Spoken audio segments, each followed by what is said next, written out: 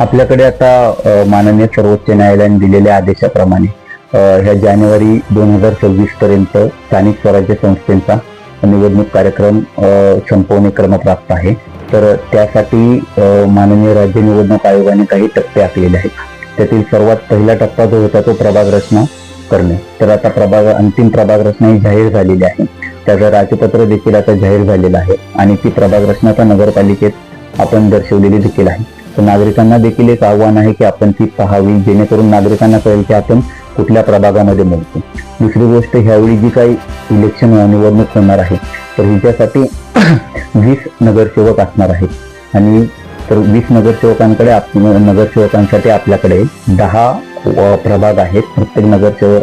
प्रत्येक प्रभागामध्ये 2 नगरसेवक अशा पद्धतीत आहे.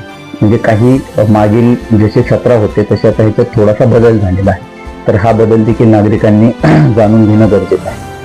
हे झालं त्याच्या बाबतीत. आता प्रभाग रचना झाल्यानंतर ह्याच्या पुढची जी पायरी असणार आहे ती मतदार यादी, तिचं विभाजन करणं आणि प्रभागनिहाय या मतदार याद्या जाहीर करणं. तर तो कार्यक्रम देखील लवकरात लवकर जाहीर होईल.